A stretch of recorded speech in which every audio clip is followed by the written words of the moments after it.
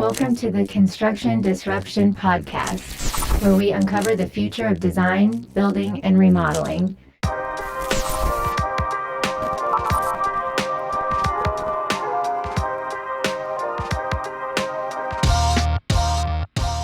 Welcome to the Construction Disruption Podcast, where we uncover the future of building and remodeling by interviewing some of the top movers and shakers and disruptors who are impacting our great industry. I'm Todd Miller of Isaiah Industries, manufacturer of specialty metal roofing and other building materials. Today, my co-host is Ethan Young. Ethan, how you doing today? I'm doing good today, Todd. How about you? I'm doing well also. I took a couple days off, so the wife and I have been kind of hanging out at the lake the last few days. So it's been very nice. So it's all good. Well, let's go ahead and jump right into it. I'm very excited about today's guest. I think this. Oh, we do want to mention real quick the challenge words. My mistake. Just so the audience can be aware, we've each picked out a word that, we're going to try and squeeze in the conversation somewhere. So keep an ear out, I guess, for those. And we have some interesting challenge words. Thank you for that reminder, Ethan. I always forget those, and it's even highlighted right on my paper. So thank you. So let's jump right into things. Today, our guest is David Applebaum, based in Los Angeles. David is known, even though this is something he doesn't necessarily gravitate to, but he's known as Architect to the Stars.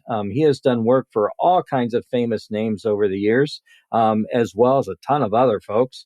But some of the folks he has worked with have included Cuba Gooding Jr., Diane Keaton, Bob Hope, Frank Sinatra, Robert Murdoch, Quincy Jones, and like I said, many other well-known names. But interestingly, he's also been host of National Geographic series American Mansion. David, welcome to Construction Disruption. Thanks so much for joining us today. Thank you, Todd. And thank you, Ethan, for having me here. Todd, where was my invitation to go with your wife and you on the water? Come on. Maybe this summer. Right now, the lake is nice, but still it's March in Ohio, so it's a little bit chilly out there. But I'll let it go. Maybe this summer. That sounds like a good excuse. We're okay. Sounds great. So, David, we were introduced to each other by Caroline Blazowski, who is known as America's Healthy Home Expert. We had her on an episode a few weeks ago. But I also then realized that we have another mutual friend in Eric Goranson of Around the House. I'm curious, though, can you tell our audience, even though I realize this isn't something that you necessarily throw around a whole lot, but how does one become Architect to the Stars? Tell us a little bit about your own background and history. I hate to say it, but the operative word, this is not the word of the day, but is luck. I mean, certainly you have to have the talent and you have to do the work, but it's like so many other things in life, it's being in the right place at the right time. And quite honestly, frustration can sometimes lead to some kind of luck that you weren't expecting. I mean, I did really well in graduate school, and after my thesis, I had quite a few job offers from some of the famous architects here in Los Angeles. And for some reason, it didn't feel right. And so I said, okay, well, let me and this will kind of give you a little bit of a key to how I operate. It's like, okay, that's very nice, but who are you really? Could you give me 2 or 3 of your buildings to look at so I can get a feel for what it feels like to be in your buildings before I decide to work for you? And this was a little while ago, and modernism was not quite as popular as it is now. And 3 of the firms had something to look at in Los Angeles, and 2 did not. And of the 3, 2 of them only had 1 building, and they were all over town. And I'm driving miles and miles to get from one to the other. And I'm passing by all these traditional homes and buildings, and I'm thinking, I'm in a really small pool by limiting myself here. I wonder what would happen if I worked for a traditional architect. And so I then did some research and found who I thought was the best in Los Angeles. And he wasn't well known, unless you knew. It was what nowadays there's that saying, what, if you know, you know, if you know, you know. It was so funny. I was actually having dinner with one of my classmates who was going to be working for a famous decorator. And I decided to work for Edward Grensbach, and we were talking, and it was a Beverly Hills restaurant. And we're having a conversation about, should we? It seems like a better idea. And this guy 2 tables over walks over and says, if you have a chance to work for Ted Grensbach, you take that job. And I thought, well, there's a sign. And it was really through him that I met everyone. You mentioned my Frank Sinatra job. That all started. It's funny how many things start with a fight. I became friends with Caroline over a fight. Which I can get into later on. But I walked into my first day at the Grensbach office, and he says, here's what I'm going to have you work on. And it was a modern home in Malibu for Georgia Frontiere, who owned the Rams at the time. And which, funny enough, after all of that, when she divorced Dominic Frontiere, Dominic asked me to do his house later on, and a lifelong friendship with the guy who wrote the Twilight Zone theme. So our telephone conversations were interesting. But the point is, he showed me this modern structure and said, so what do you think? And I, like an idiot, I said, do you want to hear what I think, or do you want me to tell you what you want to hear? He said, oh, no, I want to hear what you have to say. Well, this was modern. This is architecture school, all you learn is modern. I didn't want to learn modern. But I was like, well, if you move the door to the left, I think you'll get a better view of the ocean. When you walk in, you'll get more surprise. And he just rolled up the drawings and he said, this is my office, not yours. It's your first day. How dare you? I'm going to give you a traditional house, but it's not ready. So I've got a little project for you. And I said, as a transition, I said, okay. He said, do you get starstruck? And I said, what are you talking about? He said, it's a train room for Frank Sinatra. And it was like, I just spent 2 years living in New York where everything was Frank Sinatra, and I was a huge fan. I never met him. I just worked with a decorator on this, but I came up with an out-of-the-box idea that they really liked. And I won't tell you the circumstances that led to it, but my old boss and Ted had a little issue, and they decided not to hire him to do the next project. And the decorator said, hey, remember the guy who did the train room? And that's how I got that job. So if that isn't, serendipity and luck, I don't know what is. And how else do you set that up? I don't know. Right. Yeah. So I'm at the risk of sounding really stupid here. I do have to ask a question. What's a train room? Because I do not have a train room. Maybe I need one. I don't know. No such thing as a stupid question. I love that. Frank Sinatra was a huge fan of model trains. Okay. And if you've ever seen The Big Bang Theory or Young Sheldon, you know that basically when he was a kid, Sheldon's parents' garage was the train room. And Frank even created the city of Hoboken, which had a train station. And it was, I only saw pictures of it, but it looked really cute. And I remember at one point on the beach house, he turned to Barbara and said, where's my train room? Where are my trains? And she said, they're safely tucked away. And that's all. You learn things about clients. And the first time I actually met Frank Sinatra face to face, I went to the house and I knocked on the door, and I was pretty nervous because I wasn't sure what I was getting into. I actually called, this is when cell phones were the size of a brick, and I had to assemble it. It didn't fit in my briefcase in one piece, and called the decorator and said, this is Frank Sinatra. Is this a good idea? She said, if he likes you, he's your best friend. There's nothing he won't do for you. If he doesn't like you, just be charming. He'll like you. Don't worry. And so I walk in and I'm talking to his wife, Barbara, wearing this beautiful red dress. and a macaw matching red right behind her. He wasn't even in the room. And all of a sudden I felt the humidity change in the room. And I looked at her with my eyes wide open and I mouthed, "Is he behind me?" And she just did one of those side nods. And I turned around and there he was in a cashmere robe, blue silk pajamas that were the color of his eyes.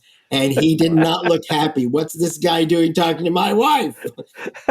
And I put my hand out and she jumped up and got between us and said, "Hey, this is David Applebaum. He's the guy that did your train room." And he immediately from that moment on, he exuded warmth, the radiance of love that came from him. Smartest man I've ever met, to be honest with you. And he shook my hand. This is how you know he's smart, because I don't think he really knew who I was, but he just shook my hand because he knew it was okay and said, "Big fan." And I melted. And the point of the story is he then looked at me and said, "How long have you been here?"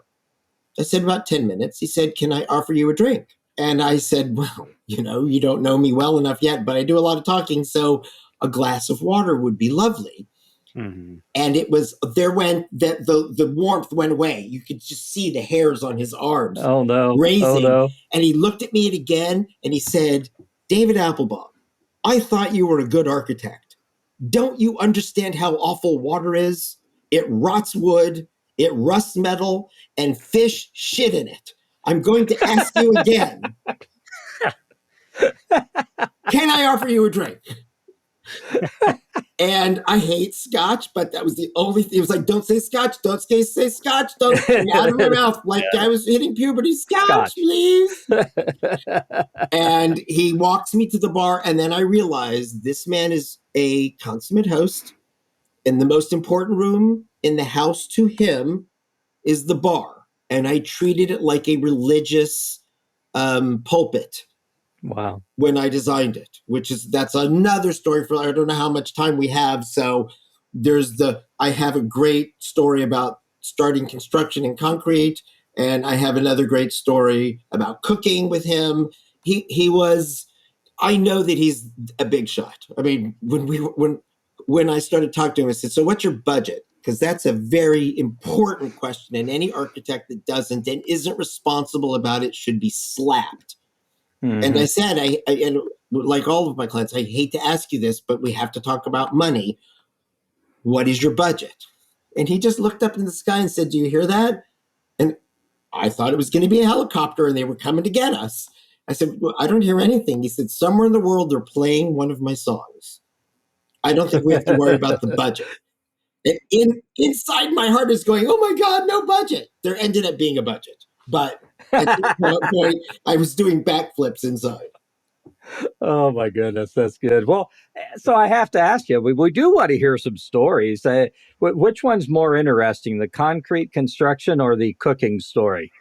Well, they kind of go hand in hand, to be honest with that's you. Awesome. So I had really just started my career at the time, and I was doing something that I thought was so smart.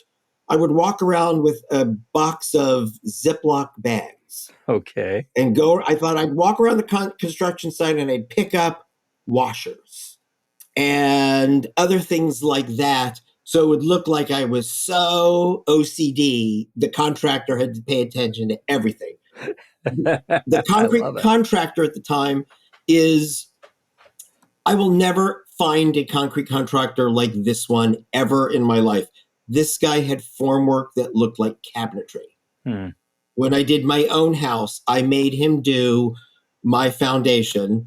And I remember the inspector came to me and said, "You're an architect, and I'm looking at these forms, and I'm telling you right now, there will be certain things that I'll just say, tell me who's doing it. And if it's somebody like this and I know who they are, I'm just going to sign it. Don't worry." Wow. This guy was that good. And he's laughing at me saying, "I know what you're doing, David.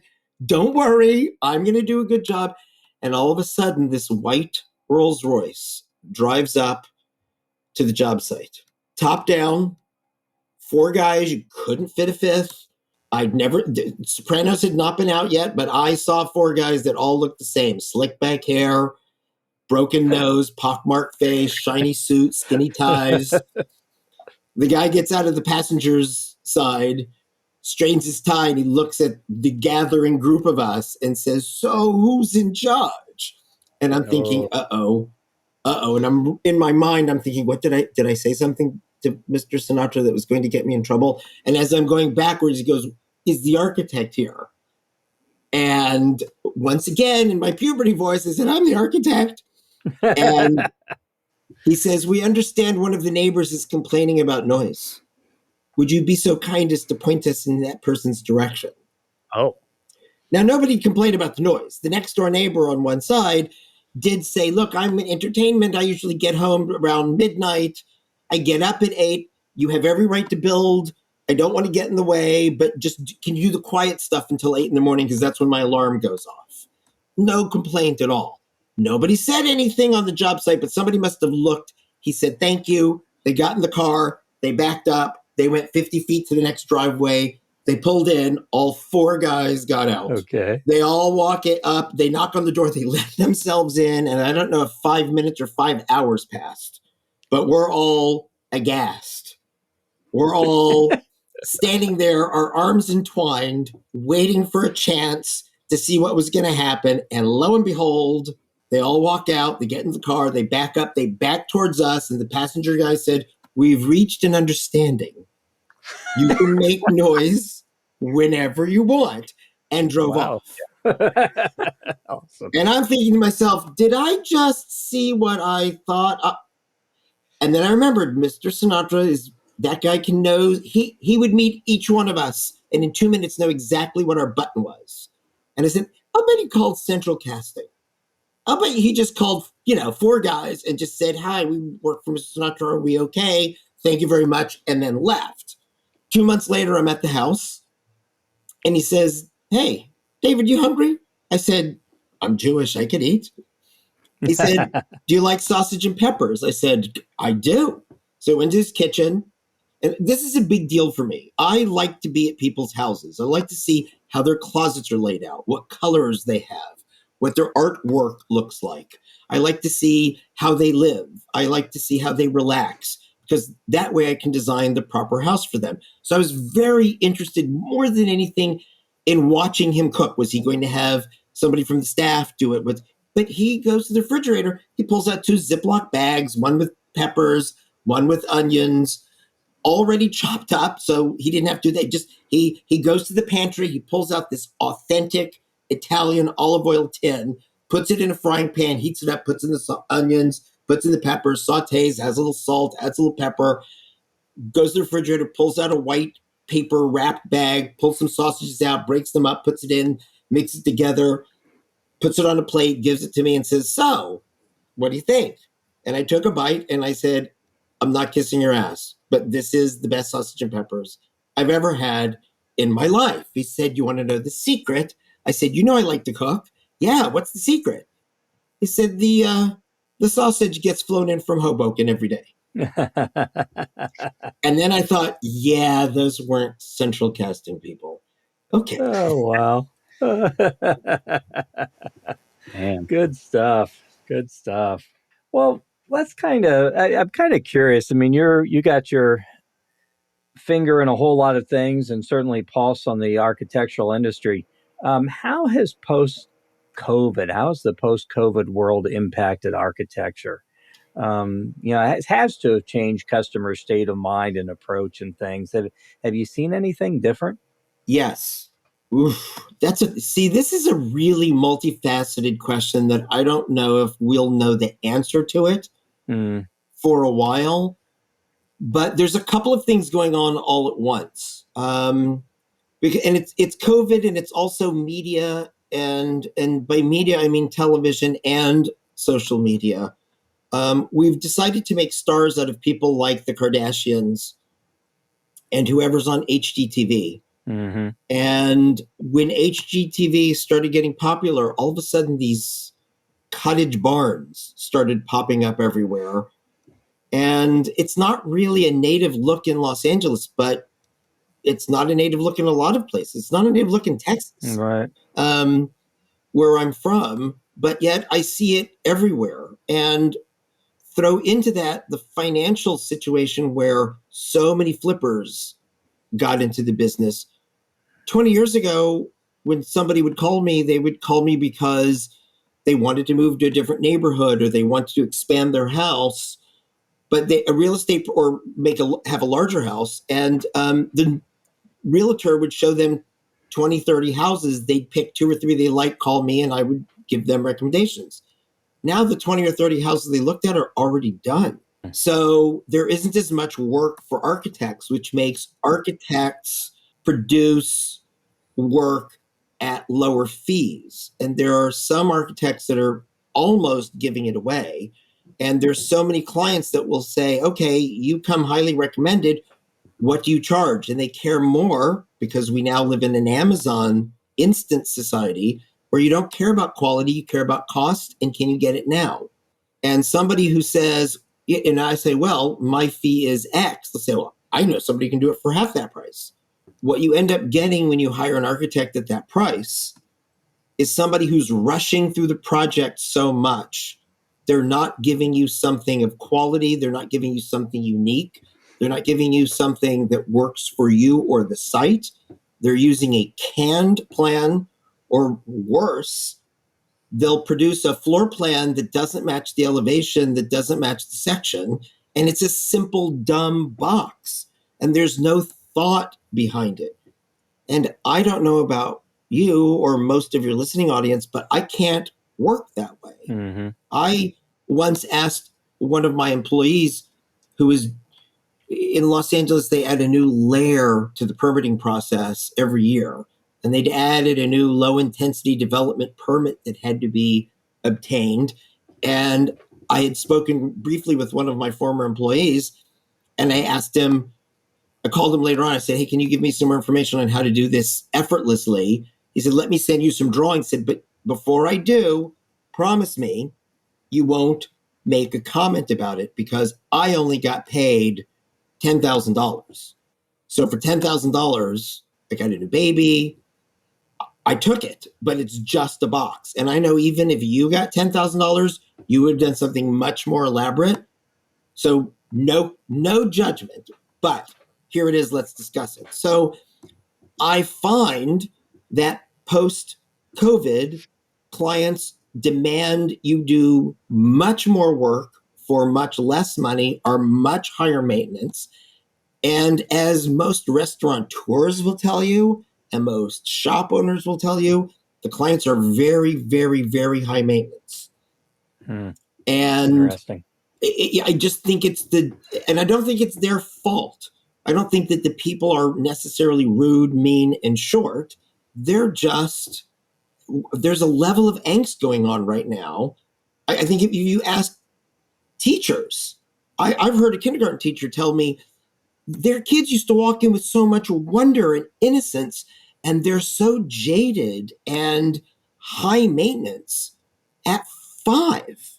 So wow. I hope this goes away. I don't know if it's society. I don't know if it's I don't know if people are frightened about the economy or their neighbors, but it's a little concerning. I know that wasn't exactly what you were asking me, but No, that's good. But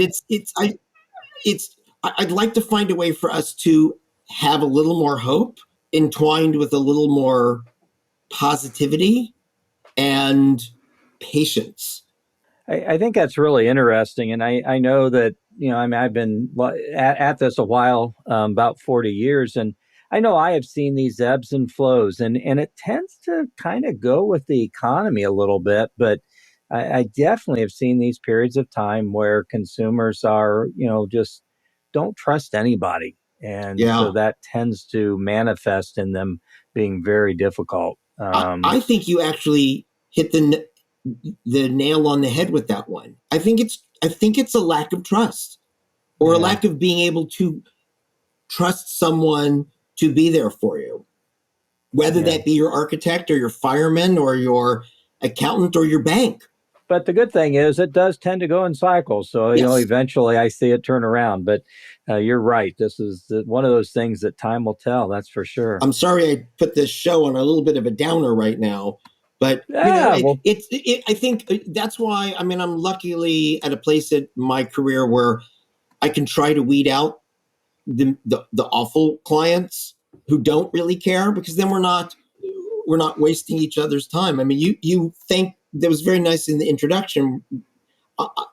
Frank Lloyd Wright once said, a client said to him, "You, of course, you're famous. All your clients are rich." And he scowled and said, "I don't care whether I'm doing a chicken coop. If the client is open to doing something really special, I'm in." He would have said it a little more elegantly, but that's the way that I feel. very interesting. I know, I think it was a student of Frank Lloyd Wright's, a guy by the name of Louis Sullivan, designed a bank in my hometown. And there's this story that, he came and he sat on the corner and he sketched something out that didn't look at all like what a bank should have looked like in 1920 or whenever this was. And, he said, well, that's it. That's what I've designed. That's what I envisioned for this corner. And it's one of the most noteworthy buildings in the state at this point. Just really something. Louis Sullivan was actually Frank Lloyd Wright's mentor. And I thought I had that wrong. And I actually have more respect for him than Frank Lloyd Wright, and I have a lot of respect for Frank Lloyd Wright. But Louis Sullivan saw things that nobody else saw, but was a little ahead of his time. So yeah. As soon as I said that, I thought, oh man, I don't remember which one it was. So thank you for clarifying that. And so it would have been before 1920, probably. When you said one of his devotees, I thought, oh my goodness, I'm not going to know who this guy is. And it was like, oh, yeah, somebody I know. Well, good deal. Well, so our audience here on the show consists of architects and also contractors, builders, remodelers. Want to talk a little bit about architects first. What would your top advice be to a young architect? I mean, how do they keep themselves sharp? How do they make sure that they keep delivering the best possible value to their clients? Boy, that's a brilliant question. Because it's so funny when you're an architect, you're really a jack of all trades. You need to know a little bit about so many different things. It's so funny. Somebody was asking me of the tools that I use now as an architect, and I still use a lot of the same tools that I started with, and I think a lot of I sometimes wish that I could spend some time teaching at an architecture school, because with the advent of the computer, we have people and it takes a lot of expertise to get really good at using a computer, but we've forgotten our roots and what really makes design work. I remember when I was in architecture school noticing how buildings follow what the design mechanism is at the time. I mean, a lot of the Renaissance work they built models out of wood, and they built models out of stone. And so you have these intricate, thick, masterful works. And when I was in architecture school, postmodernism was in, and people were using chipboard, which is very thin cardboard, as a model building technique. And most of the buildings looked like they were made out of cardboard when they were built, because that's what they were using. I do use my computer, but I also sketch. I have a something called a drafting pencil, which is not a mechanical pencil. It looks like a number 2 pencil, but it's got a very soft, thick graphite center, which makes it a little bit less accurate, but much more design oriented. And then, to be honest with you, there is not a project that I do that I don't build a model for, because we work in a 3-dimensional field. And if you've ever seen an MC Escher sketch, you can see how you can draw a 3-dimensional object that isn't really telling you the truth. Mm-hmm. So I remember I did a house, and how it worked from the front elevation to the side elevation was never quite the way I liked it.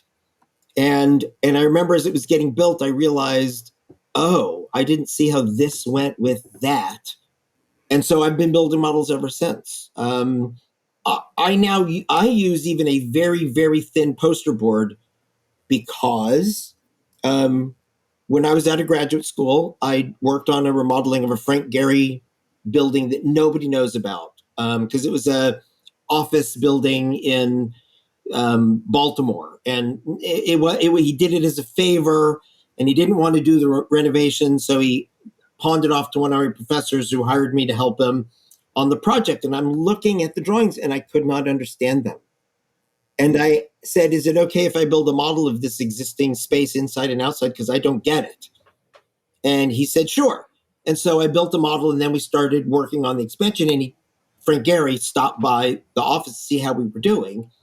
And he walked in and said, oh, this is interesting. You're working for model? And my boss said, yes. And he said, whose idea was this? And he looked and pointed to me. And he came over to me and said, we didn't do one sketch when we designed this building. We did it all in model. How did you know? I said, I had no idea. And then he went through how they use models for everything. He was telling me, so Noel had a line of furniture that was cardboard, which really came from, there were design teams showing Frank Gehry what they should do for X project, Y project. And while the office staff and students were sitting around, they had stacks and stacks and stacks of corrugated cardboard. So they started making chairs, benches that then became chairs, that then became elaborate chairs. And the people from Knoll came over to say, let's talk about this table that you designed that we're going to sign a contract for. They said, what's this cardboard furniture? I said, we're just having fun. And they said, oh, we think we can sell it. And it became a marketable line for a while. It was very expensive. Wow, yeah. Oh, I remember it. Yep, I remember it. So I just, the answer to your question is, I hate to be poetic, but I'm not going to give you a specific tool. I'm going to say your best tool is your mind. Stay curious about what the latest technology is, because all of my clients now want those accordion doors that used to put in glass, then you had sliders, and now you have these big folding accordions, and they're wonderful and I love them. But as great as that is, what you really need to do is be curious about, why am I going from one space to another, and what's the best way to do that? I often tell my clients, you call that a doorknob, I call it a handshake that welcomes you into the next room. And if you can think on that level, you can break down every element of a house or a commercial space or an institutional space in a way that inspires and makes a person feel comfortable. I hate it when you go into one of those houses that has a 2-story entry for no reason, and you feel like this Lilliputian speck, and you're being invited to someone's home. Shouldn't you be welcome? Unless, of course, you're the tax auditor. Then go away. No, I think it's really interesting, like you said, to think about it in like almost a symbolic, almost a psychological, how does this make the person feel? How does it impact their life? And I'm doing a house in Houston, Texas, where Hurricane Harvey flooded entire neighborhoods that had never been flooded before. So in order to get a FEMA loan, you have to follow certain rules. The main one being the first floor is actually elevated to the 500-foot floodplain. And what's below that must be concrete, steel, glass, stone, no wood, no paint, no sheetrock, but something permanent and positive, so that you can, if it floods again, you can spray it with germicide and then be done with it. And what most people do is just take a typical Monopoly style token and put it on top of a plinth. Basically, they take a Monopoly house and put it on top of the thimble, and they have a steep staircase. And now your front door is way up high, like you're one of those French guards in the Monty Python and the Holy Grail movie that's hurling cattle at you and boiling oil, saying, we will not let you in. And that's how I got the job, because there's somebody that I knew who, she and her husband called and said, we're interviewing architects. What should we say? And I said, tell them to tell you how you're going to create a welcoming home that your neighbor wants to borrow a cup of sugar from in this house, because there's a neighborhood still and nobody had an idea. And it took me a long time to get to there, but I was able to come up with this idea of creating a lobby on the first floor that had an elevator and a spiral staircase, but it had a front door on the street, so you felt welcome. And then the first floor floats up above it, and it's I'm very proud of it. I think it's really lovely. It's getting built right now, and Wow. but I had to think of it from I couldn't just do a house and put it up, but the same old house. I told you before, I can't stand when people use that same formula over and over again. Now you're taking the formula and making a 50-foot tall house with the front door 8 feet above the ground. It just breaks my heart. So I'm sorry that I didn't really answer your question as to, hey, do this tool, do that tool. My advice is try harder. Think a little more broader. Open your mind. Be a human. Give a gift to your client that entwines them with society and neighborhood and feeling like a human. I love it. Use your own giftedness and talent, and react and respond. Give your client something that's going to be different. Love it. You know, Todd, I'm doing all the talking. I think it's about time you told me something. No, that's not how this works. You completely missed it. So one of the things that we are happy to answer any questions, but no, one of the things that I hear you talk about is the fact that even though for a good architect, their fee may be higher, there's ways that they actually save the client money by making up for those fees in other ways. Would love to hear a little bit about what that means to you. And I guess furthermore, how do you as an architect convince the client that, yeah, it costs you a little bit more, but here are ways that we're going to save, or here are the ways that you'll get payoff in the long run? God bless you, Todd. That is such a great question. And regretfully, I can't. I will tell you some of the things that I tell my potential clients, and I will still get a phone call a year later saying, oh, we didn't realize you were telling us the truth when you were giving us what the budget really would be and what we could do for the price. And so we hired this guy that promised us he could do it at X amount of dollars, and we're framed, and we're already at the price that you told us it will be. And we hate it. It's ugly, but we thought we were getting what you pay for, and we wouldn't get a beautiful David Applebaum but in the end, I end up being less expensive than other architects. And it's because I put more time into my work. My best example of that is I was doing I'm sick of dropping names, plus there's an NDA. So I did a house for an Academy Award winning actor, and he didn't have a huge budget. He had a big budget for what most of us would consider a budget, but for these guys living in the nicest parts of town, it wasn't the biggest budget. And anyway, so I said, and I asked what I asked Frank Sinatra, what's your budget? He told me, and I said, if you want a greenhouse, it's going to be a 6,000 square foot house. If you want a standard house, it'll be 8,000 square feet. I think I can fit what you want in 8,000. I said, and even though it's not certified green, I went to architecture school during the energy crisis, the gas shortage and all that. I know all these passive ways that I think actually are better energy-wise than later on, maybe we'll talk about the fight I got into with Caroline about how I don't like zero energy houses because they have toxic air inside. They're so sealed. There's mold problems. There's air problems. And she was like, I agree with you. And then we started talking about how we would do a house or a commercial space in a way that would be energy efficient and healthy. And that's when we became like best friends that day. Awesome.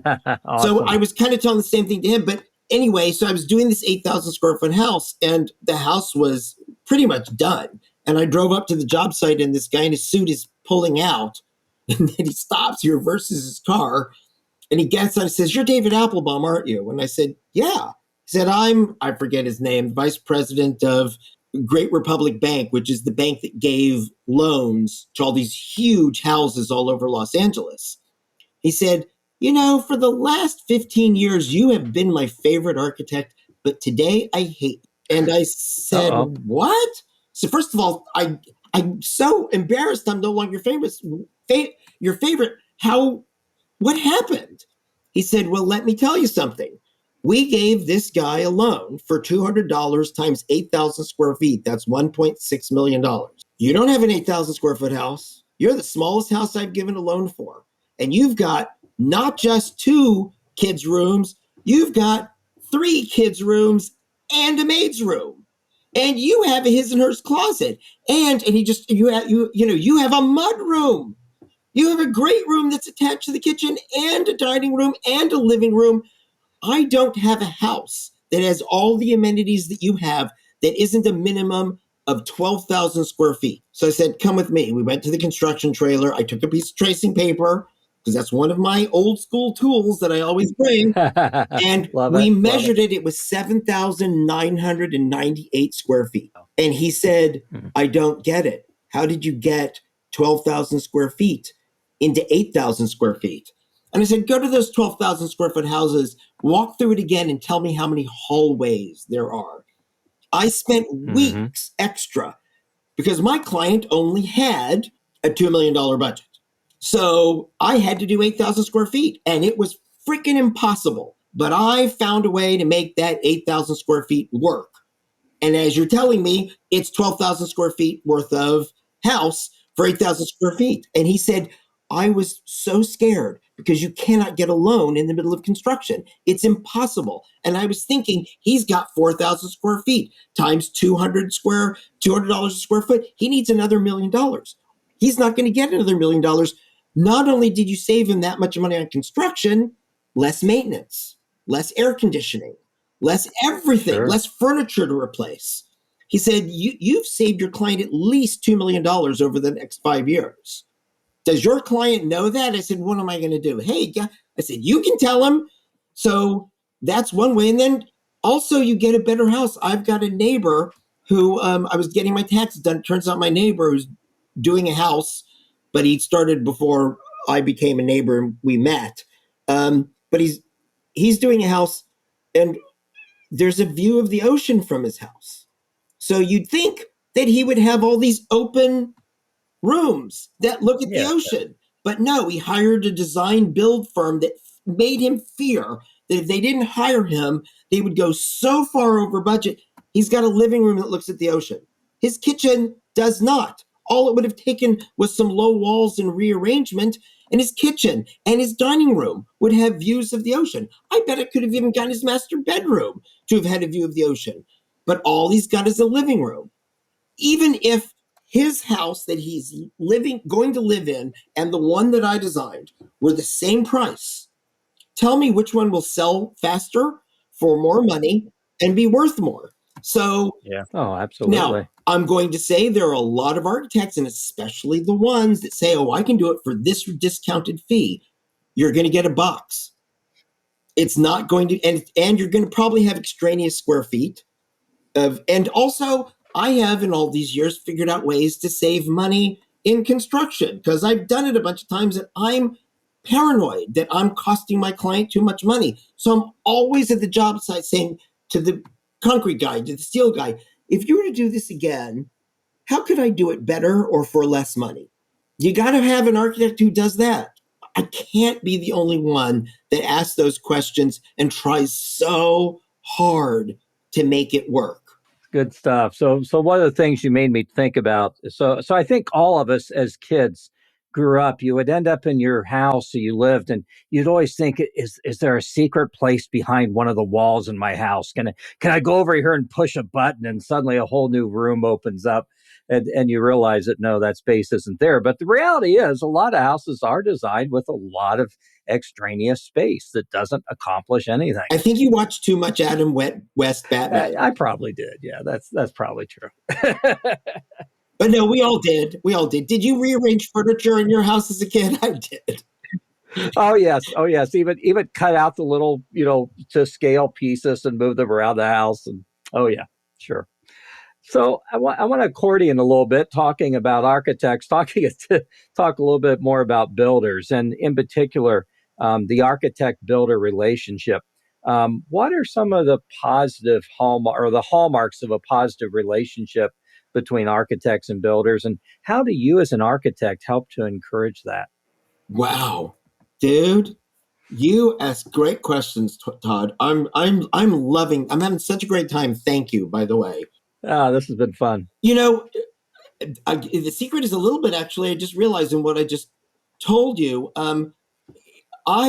First of all, if you're not having fun, you don't do good work.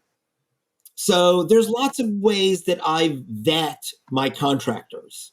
And one of them, because sometimes there are contractors I've worked with before, and we have a little bit of a shorthand, and I say, hey, remember we did it so-and-so house? Yeah. What if we did? And this is based on what we built before, they'll say, oh, but what if we do this?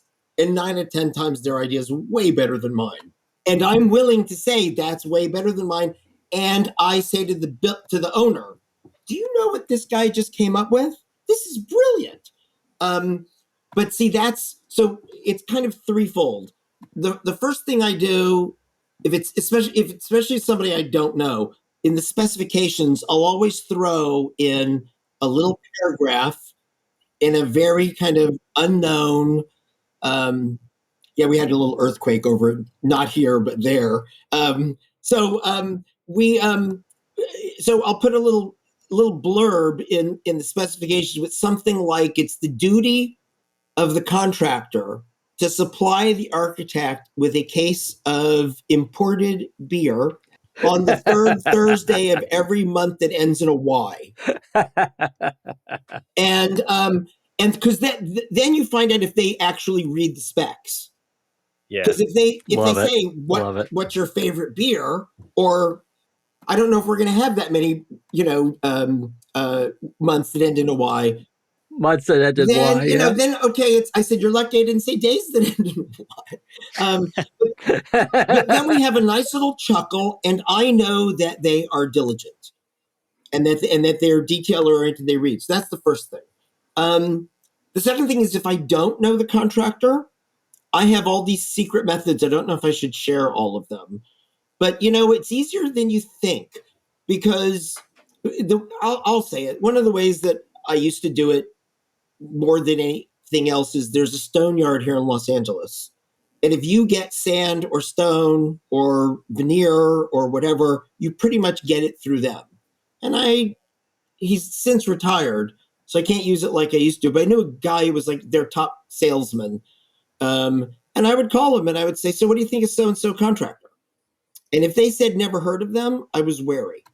If he said, oh, yeah, we know who they are. Yeah, they're good. That was good. If they said they have an account here, a credit account, they don't have to pay cash for it, we'll bill them, they were good. They've been around a long time. And because a contractor basically has just 2 jobs: schedule like a wizard, because things change. Sure. And have excellent relationships with your subs. And the way you have an excellent relationship with your subs and get the best subs is they know you're going to pay them. What clients do not realize is that the roofer will buy all this stuff and then hire guys to put it on top of the roof. Then he'll bill the contractor. Then the contractor will bill the client.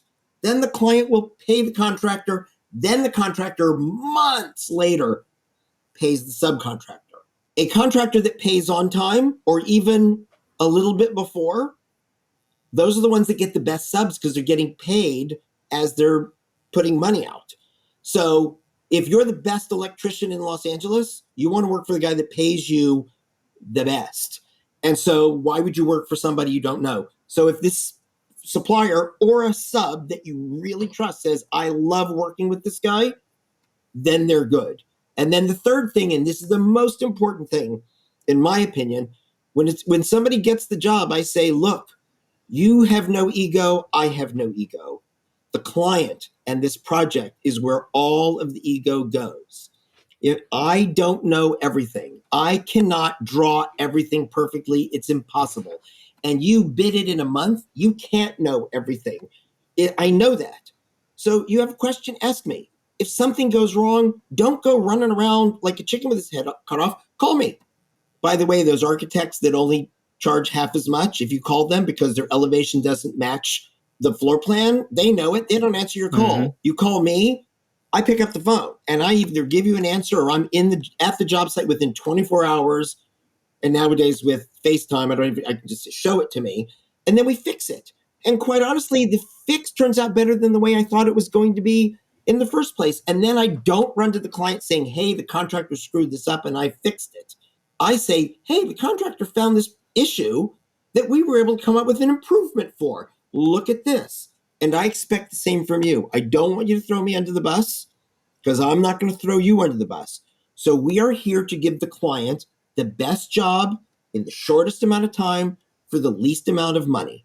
I mean, I just had one of my contractors call me and say, look, the client wants to change this thing with the doors. You know how you do those little doodle sketches? I know exactly how it goes. We've done this before. Just do one of your doodle sketches, because I can, just so I can show the client this is what it's going to look like. Okay? You know how great that is? So Sure. I hope that answered your question. Well, it sounds like, a lot of times, even after the project is underway and started, you still find yourself on the job site. I'm not sure that's typical of a lot of architects. Is that just something you really love? Is that hands-on and seeing it actually come to reality?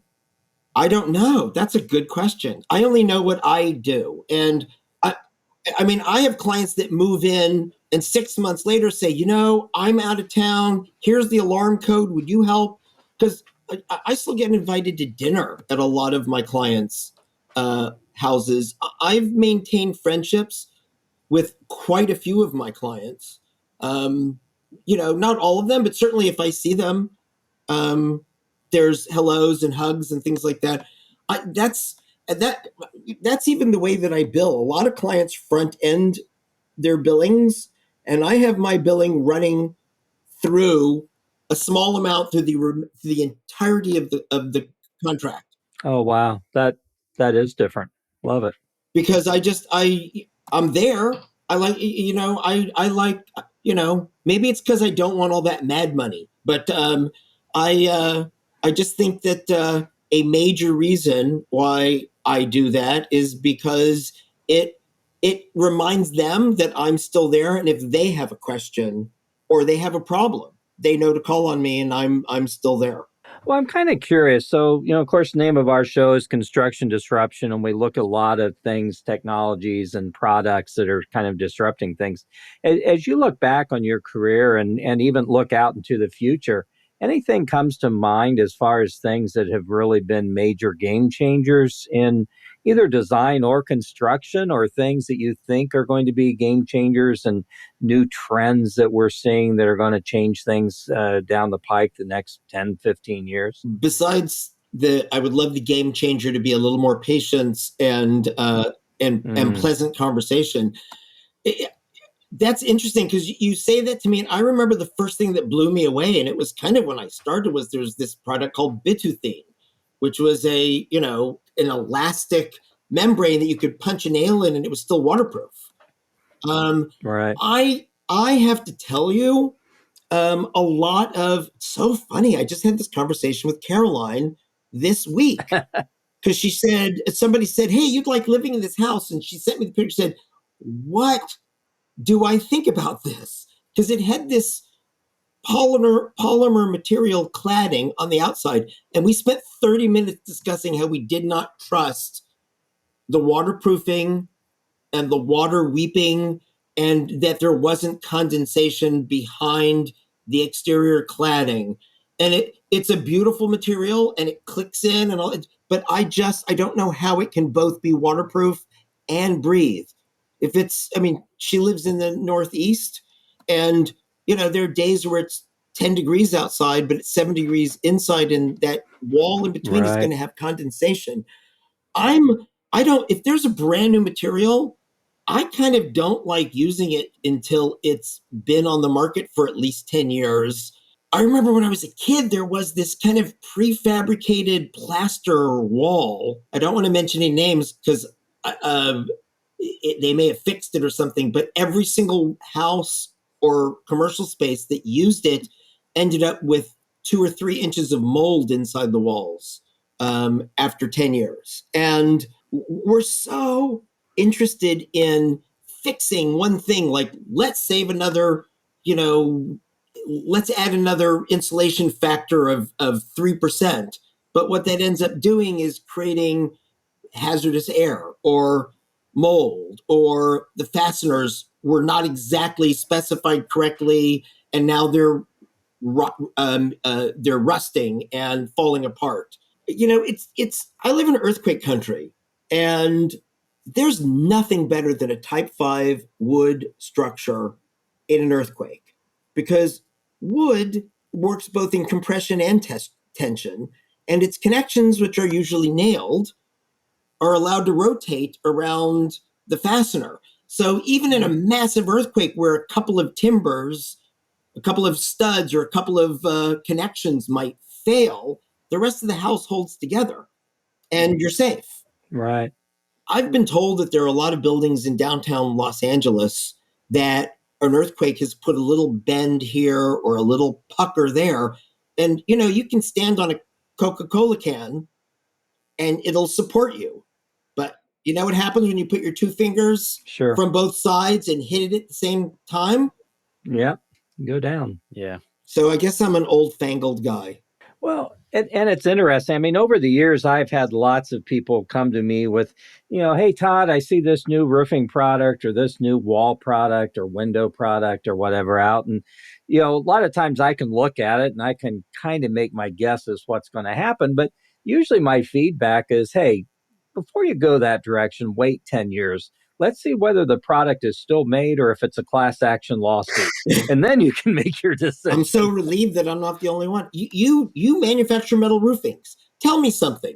The metal roofings that you made 40 years ago that were assembled correctly with the right pitch and that beautiful assembled on-site, they still work, don't they? Absolutely. Yeah. And it's all about being able to have some allowance for the thermal movement of the metal. To some degree for the movement of the structure as well. But no, I mean, in fact, I can take you to communities near where we live and show you metal roofs that date back to the turn of the century, not the 21st century, but the turn of the 20th century. And they're still there. I'm from Texas. There's so many buildings out in the prairie that have metal roofs that are still standing from back then. And come on, is there anything more romantic than rain falling on a metal roof?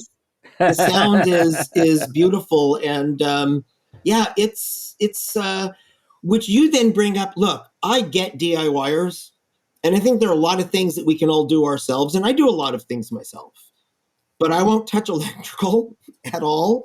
I'm there I with will you. not touch plumbing unless it's really simple. I put a reverse osmosis under my sink. That I could do. Took a couple of trips to the hardware store to get the right fittings just right. And a real plumber would have had it the first time. But I could probably put up a metal roof myself. But if I really wanted to save money, this actually goes back to your architecture thing. If I want to save money over the next 50 years, I hire you. Well, and we see so much of that in the trades too, that, a lot of times I'll always kind of tell the story about the contractor who tries to make up his profit margin by hiring cheaper labor. Oh, boy. And, that's the last guy you want. Yeah. I'd rather pay more up front and know that he's going to hire reliable labor than have him trying to make his profit that way. It's sometimes even, I had a project manager, and you'd be shocked at how little, with all the experience they came with, they totally, I don't even want to get into it. It was, after a month of them working on the project, it's funny, after this, I made my office smaller, not bigger. Frank Gehry had said to me, it's funny how architecture works. In your 20s, you work for nothing. In your 30s, you're still working as a slave, but now you got some responsibility. In your 40s, you kind of figure out what you're doing, and maybe you go have a couple of side projects. And then maybe if you're lucky enough, you put a shingle out. And then in your 50s, you're back to working for nothing again, because you're trying to get it just right. Your 60s are when you get your voice, figure out what you're doing, and it's your 70s when you're so old that you get more calls than you know what to do with. But when I was thinking about that when I had this person who in a month had ruined a project. If you draw a first floor and a second floor, the staircases should be in the same place. Because if they're not, you'll go up from the first one, hit your head on the ceiling. And if you're on the second floor, you'll go right and drop into the kitchen. And so I had to fire this person and thought it's going to take me a month to fix it. I fixed it in a day. And I realized, you know what? This is my name out there. So from now on, the project architect is me, and I'll only take as much work as I can stay on top of, because that matters to me more than making a big profit. That's a great criteria for someone to ask who may be interviewing an architect as well. I love that. Yeah, I don't know of another architect who's got a practice with as much experience as mine that doesn't. I remember I interviewed with somebody who said, "Oh, I want a famous modern architect." I said, "Well, my work is as good as theirs." And they're like, "Yeah, but they get coffee table books." I said, "Well, that's because I don't want to put my profits from your job in a coffee table book. I want to put my money into going and making sure your house is great." I said, "You realize you're going to go to so-and-so famous architect with the coffee table books. He's never going to look at your project. You're going to get some guy who's 5 years out of school, as your project architect, because he's got too much work to really pay attention to it." Yeah, good point. Well, David, this has been fantastic. I've enjoyed it thoroughly. We actually are close to wrapping up what we call the business end of things. Curious, is there anything we haven't covered yet that you'd really like to share in today's episode? I will rather ask for another opportunity to talk to you, because there's way too many. We got to do that. You guys are great. Sorry, I'm from Texas. Y'all are great. I had a lot of fun. And I've been here long enough. I've lost my y'all. Oh, and I don't mean the sailboat. So were you in the Houston area, or where did you grow up at then? Yeah, my father is from New York. You can pretty much tell in my energy. Yeah. But he had the opportunity to go to Rice. At that time, Rice was free. Wow. And it was a great school. And when I was born, there were 200,000 people in Houston. By the time I went to college, there were over 2 million. It just grew with the advent of air conditioning, plus the space center, plus the energy business going through there. It was just a bustling town that he knew if he stayed, he'd have some success. And he was right. Well, Houston's one of my favorite cities. So, I love hearing that. Good stuff. Well, before we close out, I have to ask if you're willing to participate in a little something we call our rapid fire questions. So, David, this is 7 questions, may be serious, may be silly. All you have to do is give a short answer. Our audience I'm needs to incapable of a understand. short answer. You know that. We take long answers too. We really do. So our audience needs to understand, if David agrees he doesn't have a clue what we're going to ask. So up to the challenge of rapid fire? No, but I'll do it anyway. Awesome. Thank you. Well, we're pretty harmless. We'll rotate asking. You want to ask the first one, Ethan? Yeah, I can start with the first one. Okay. Okay. Question 1. What do you like to do in your spare time? Hike. I live in a even though it's been raining so much this year, and it made me very sad. But the sun is out today, and there's nothing I love more than going on at least a 30-minute walk. I put on my headphones, and sometimes if I'm busy, I'll save my emails for that. But just to get outside and reconnect, it's so grounding and inspiring at the same time. Well, thank you for spending this time with us rather than being out hiking like you could have been today. So who says I'm not? Oh, okay. Well, maybe so. Question number 2. If you find yourself trying to survive a zombie apocalypse, who is the... Sorry. I actually had a client that asked me to design a zombie apocalypse proof house. So I couldn't help but laugh. Please finish the rest of your goodness. Well, who is the one person you would definitely want on your team? Wow. Ooh, if there was a zombie, see, now that's a very tough one, because my first thought is, I hate to say this, but I'm wondering if I want. See, I've got so many things I'm thinking of. I want to invite somebody like Emeril Lagasse, a great chef, so that no matter where we are, we can eat well. And also, quite honestly, he or that guy from Diners, Drive-Ins, and Dives, Oh, Guy Guy Fieri, Fieri. who I adore, they're also kind of plump, and if you need to, you can have a meal out of that. But in reality, I probably want somebody who could run really fast and is strong enough to carry me on a piggyback. There you go. So I need to think. I don't know any Navy SEALs, but I'd probably take a Navy SEAL. That's different because I would have tended to think I want someone who runs really slow. Oh, we've had answers for that question. Every place from grandmothers to Arnold Schwarzenegger. So I love your answer. Well, early Arnold Schwarzenegger, maybe, but not now. Well, even though they did make that caveat. Yeah. He does have a lot of motorcycles, so that might help. Alrighty, question 3. Okay, this is a fun one. What is one product you bought in recent years that was a game changer for you? So it could be something small, something big, whatever. Wow. That's actually a tough one. What did I buy that was a game changer? Well, I'm a carnivore. I love eating a really great steak. And a friend of mine recommended that I get one of those vacuum sealers.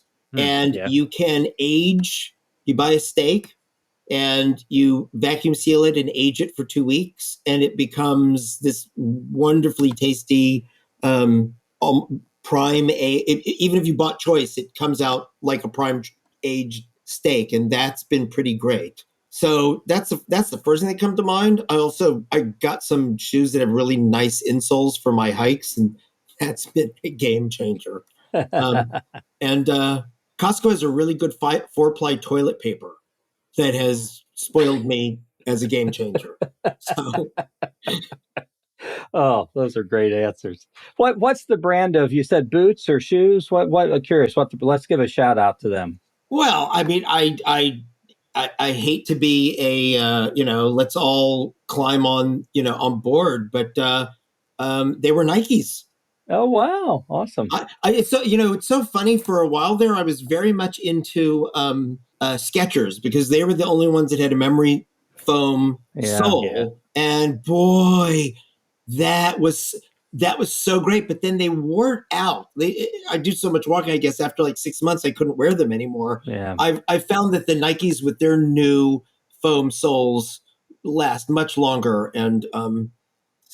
I'll have to check those out because I wear Skechers because of the memory foam, and you're right, 6 months and I'm getting a new pair. Yeah, I remember when I first got them, I was going to a Dodger game with a friend and I said, I'm having so much fun walking from the parking lot because I'm walking on air. And then we went to another game months later and said, so how are those shoes? I said, not so good this time. Okay, question number 4. I think it's my turn again. Yeah, I get the fun ones. If you had to eat a crayon, what color of crayon would you choose to eat? Well, wouldn't the normal answer be lime, just in case? Just in case. Lime green. Wow. That makes sense. Now that I'm thinking about it, though, lime green is good because it's such a happy color. Mm-hmm. But then you eat. I don't know about you. I remember my childhood. I ate plenty of crayons, and they all taste the same. So I might be tempted to want to say white because I would because at least it looks like it tastes. Well, and that's the second person who said white because it wasn't going to mark their teeth actually, so that no one would know that they ate a crayon. Oh, I'm very proud. Next time you see me, who knows? I might have a crayon stuck between my teeth, and you will be the only one that will know. Especially if it's lime green. All right, next one here. Nothing major here, but what would you most like to be remembered for? Wow. That's really simple. Good father. Oh, awesome. Love it. That's so when I told you I made my office smaller, it wasn't just because of the quality of the work. My now ex-wife and I had just become pregnant, and I didn't want to be a workaholic. And I'm proud to say that I never missed a game, a concert, a poetry reading when he was growing up, and I wouldn't trade that for the world. Good stuff. Okay, next to last question. Really? I thought there were a bunch of them. Okay. Yeah, well, no, we're already there. This is the 6th question already. So this one you may have to think about, but I think it's kind of a cool question. What non-family friend has been a regular part of your life for the longest time? So someone you're not related to who has been we talk a time or two a year, part of your life. He's thinking. No, I'm not thinking. I'm actually trying really hard not to choke up. And this question, yeah, I understand. And it's only because there's actually been two, and they're both gone. I'm sorry to say that two really special people are no longer with us. My college friend Bruce, who I am the luckiest guy in the world because he passed away unexpectedly on a Sunday. And for some reason, I was stuck on something at work on a Friday. And I'm big on if you can't fix it, take it, walk away from it, and you'll come back to it. And I called him and we spoke for about 2 hours. And when we were coming to the end, he said, I got to get home. My wife's expecting me. And because his daughter had a volleyball game. And, I said, hey, you were really there for me at some specific times in my life that were really important and helped me through. And I love you like a brother. And he said, I love you too. Let's talk again soon. And 2 days later, he was gone. Wow. So, and then I had a friend. One of the first really great projects I worked on was the Esprit store in West Hollywood, which is now a CVS drugstore, which is such a shame. Oh, no. But the guy in charge of all visuals at Esprit was this 6'2", 300-pound Chinese man, Philip Kwok. And he flew in from Hong Kong because the place was beautiful and it was just so dingy. There was something about it. It wasn't working.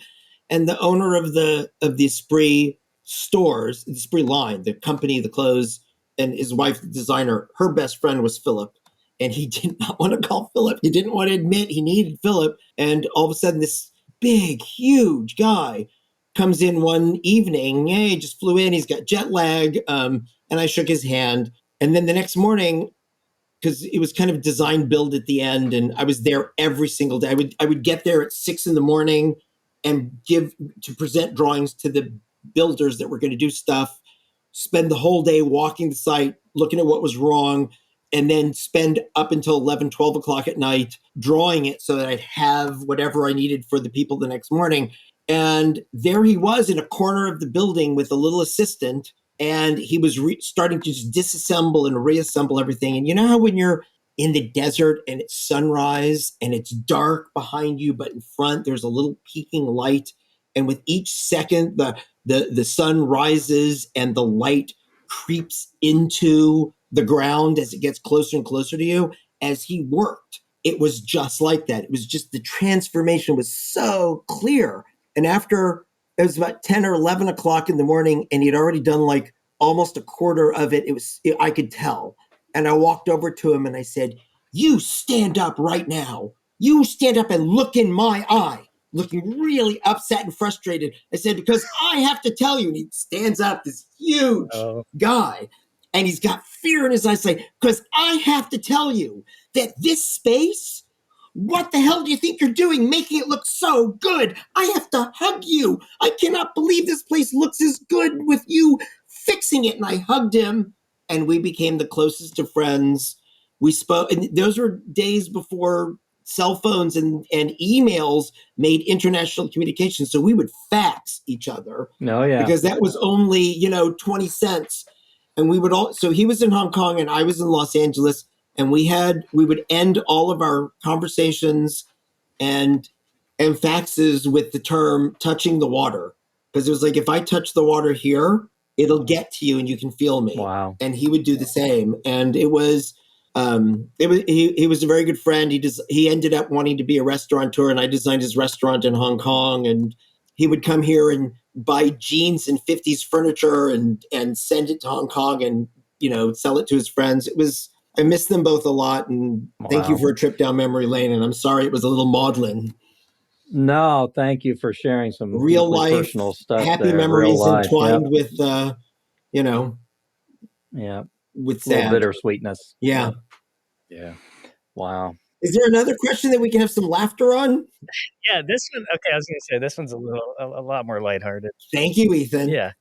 Okay, so when you're eating a bagel, do you prefer the top or the bottom half? Like the one with all the seeds on it, or do you like the bigger part on the bottom? Well, I happen to like pumpernickel bagels, which don't really, but that's a genius question because even without the seeds, I like the top because the top is usually a little fluffier on the inside, even after you toast it. Yeah, I'm very much a top half. So I'm a top. Yep. What about you, Ethan? We know Todd likes the top and I like the top. Are you going to be contrarian? I am a little bit because I like that the bottom is like a lot thicker. It's a lot more like, I don't know, not meat, you know what I mean? But a lot more like substance to it. I do like the bottom. Well, then you cut yours differently than mine, Ethan, because I always cut the top. See, maybe because I like the top, I make the top thicker, so I get what you like. Could be, yeah, could be, honestly. Good stuff. Well, this has been a pleasure. So we need to recap our challenge words. I'll tell you, this conversation was so fun. I just lost track. I didn't even see them get used. I know I used the word accordion. I worked in. David, you used my word a couple of times, so you beat me out at that. I think he had the record for the most uses of challenge words. He does. Well, and I also threw in I threw in yours that I gave you, and we had a secondary one that I threw in as well. That you actually, I don't know if you realized, you used my word once. I did? You did. It was great. I thought, oh, sneaky Todd. Sneaky Todd. I didn't realize it. So, Ethan, you had the word major. Did you work that in? Yeah, I did. I said so right smooth. before one of my rapid fire questions, I said nothing major. Yes. But Oh, yeah. Yeah. And you used both. You used you used the word. Are we allowed to say them now? Yeah. So Todd, so yes, Ethan, you used major once. Todd, you used major once and used accordion once. Yep. I don't know if you realize it. I do know I used accordion. Yeah, I don't. Who knows on the other stuff? No, you did. But you got entwined in there at least once. So good job. I think I got in about 5 times. I was gonna say, yeah, I think you did too. Yeah, and I said major once, and I said accordion once. You're an overperformer, overachiever. Good stuff. Yeah, well, that's why I'm single.